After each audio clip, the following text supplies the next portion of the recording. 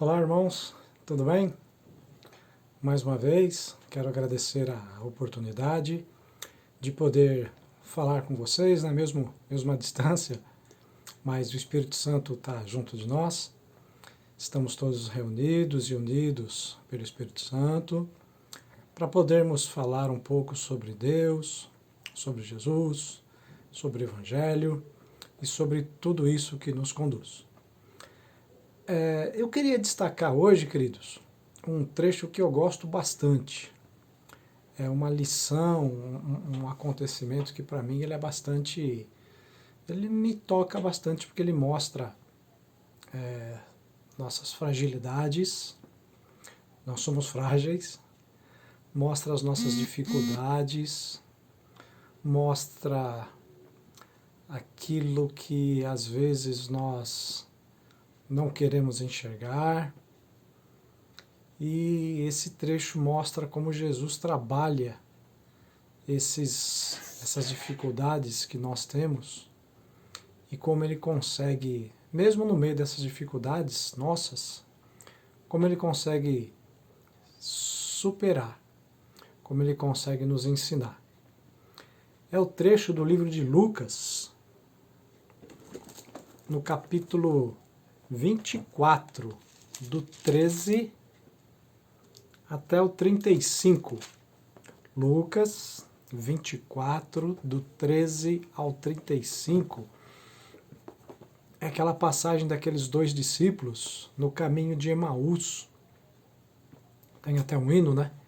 Que fala sobre Emaús, sobre esse trecho.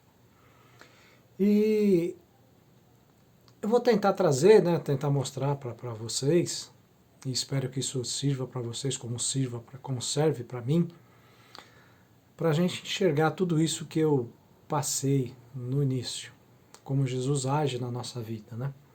Como é um trecho longo, eu não vou ler todos os versículos, mas eu vou pegar alguns versículos principais para a gente poder depois fazer a nossa aplicação.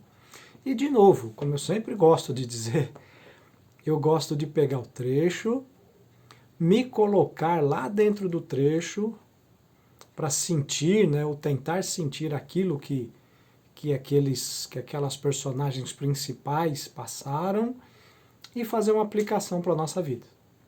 Como é que eu posso usar esse trecho na minha vida? Como que você pode usar esse trecho na sua vida? Então vamos lá, vamos ler a partir do versículo 13.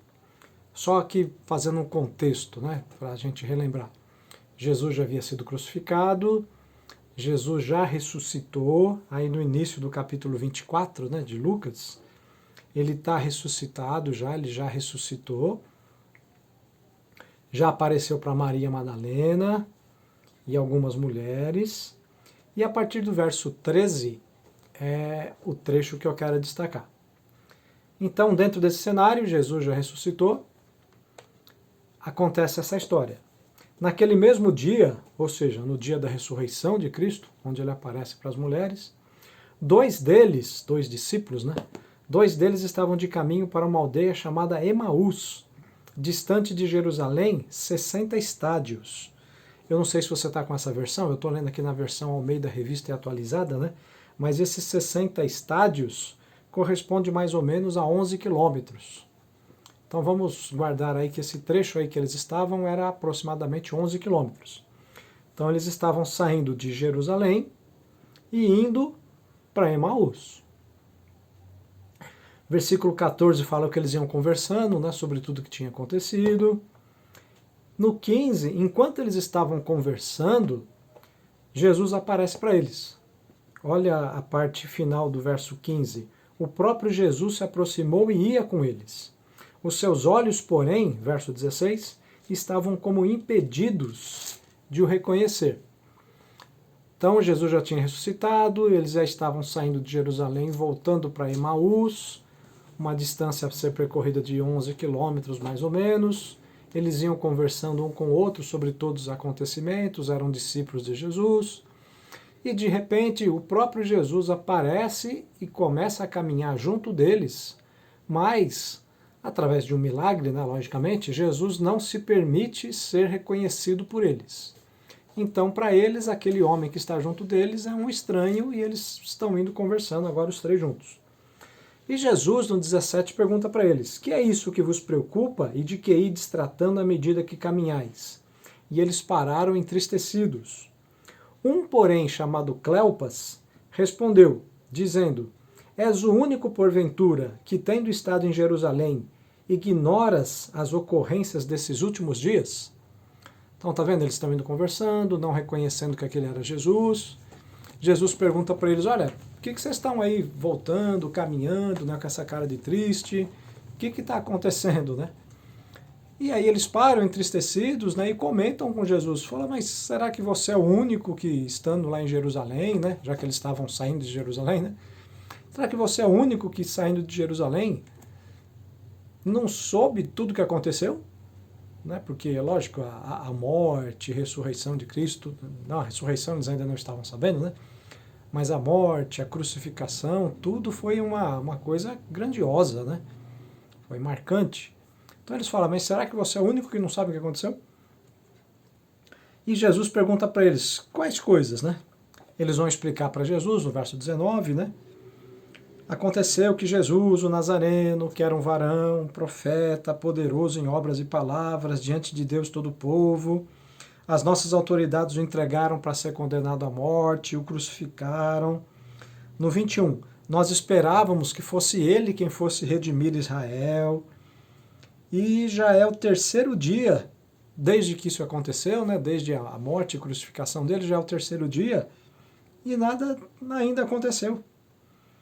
No 22 eles falam: é verdade também que algumas mulheres do nosso grupo, né, nos surpreenderam falando que foram lá de manhã no túmulo dele, mas não acharam o túmulo e disseram que voltaram correndo, né, dizendo que viram um anjo e esse anjo afirmou que ele estava vivo.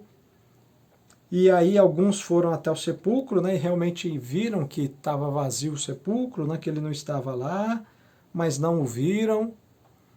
Jesus fala no 25: nécios e tardos de coração, para crer tudo o que os profetas disseram. Porventura não convinha que o Cristo padecesse e entrasse na sua glória? E começando por Moisés, versículo 27, discorrendo por todos os profetas, expunha-lhes o que a seu respeito constava em todas as Escrituras. Então aqui Jesus chama a atenção deles, né? Fala: olha, vocês são tolos, né? Será que vocês não sabem que o Cristo já havia dito que ele teria que padecer e tudo isso teria que acontecer com ele? E aí no 27, né? A partir de Moisés, Jesus relembra a eles, né, todas as profecias, tudo que tinha sido dito pelos profetas sobre ele, sobre Cristo.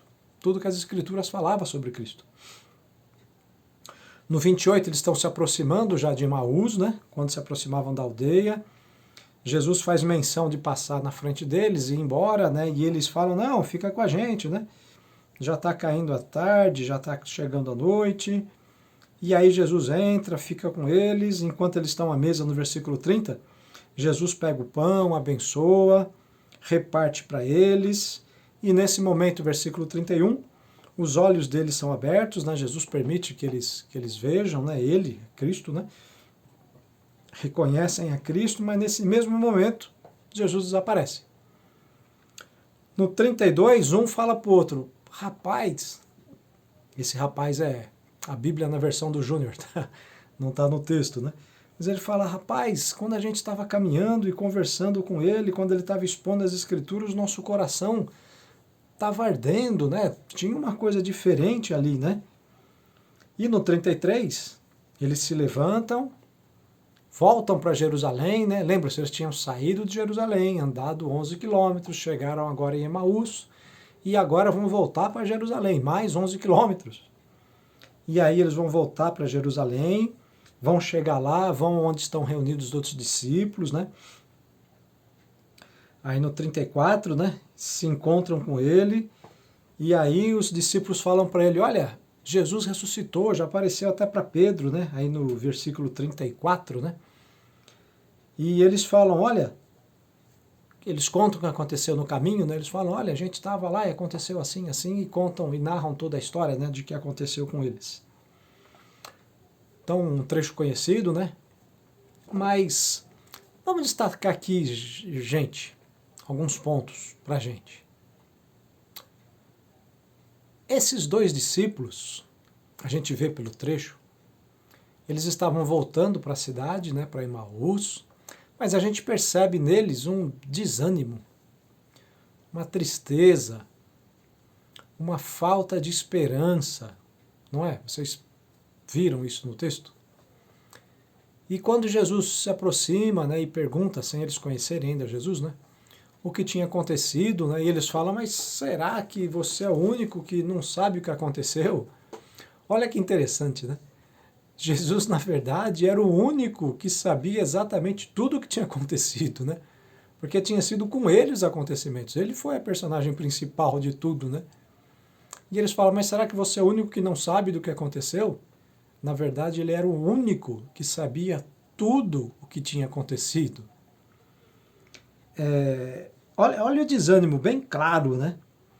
A partir da explicação deles no 19, né? Olha, Jesus Cristo era um varão, né? Mas aí as nossas autoridades o mataram, o crucificaram, e a gente achava que ele era aquele mestre, o líder, né?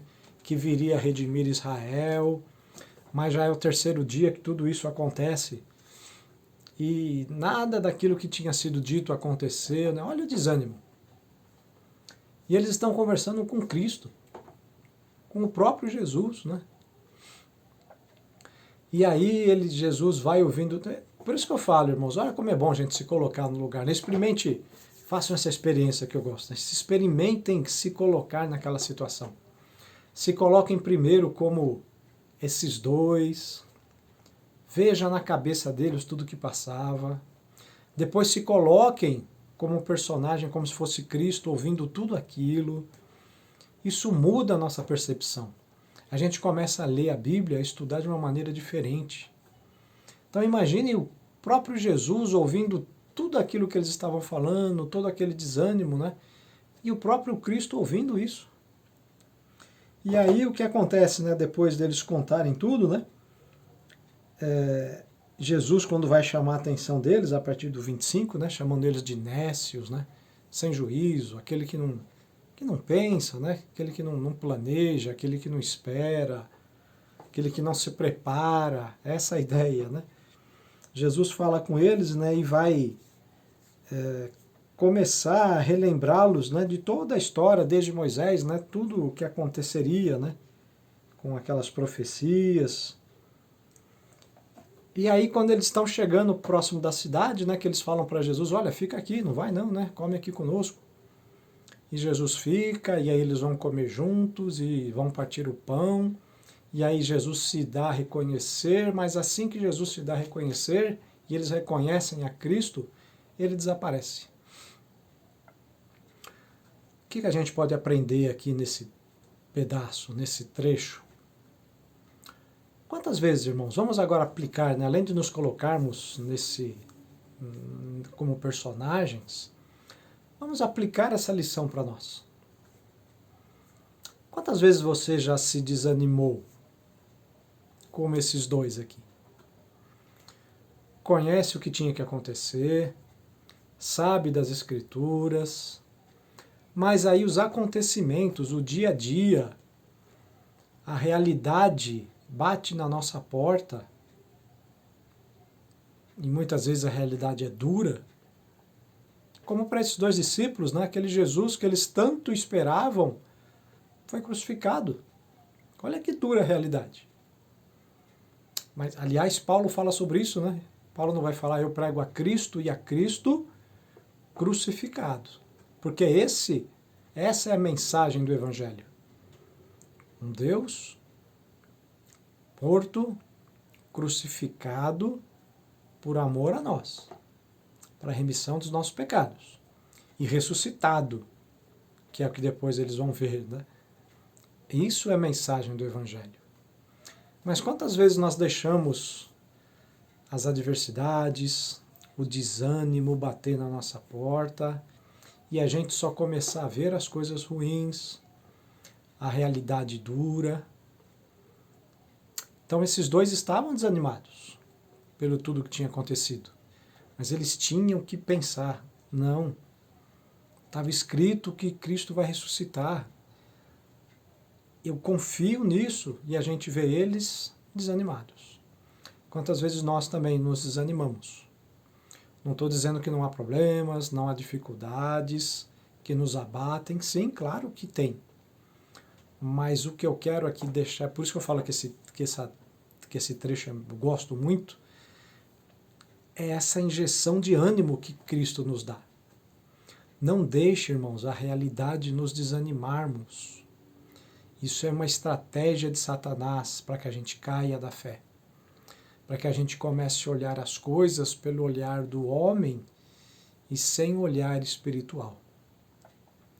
E aí Cristo vai falar com eles, vai explicar, e aí eles vão estar ali com Cristo comendo, né?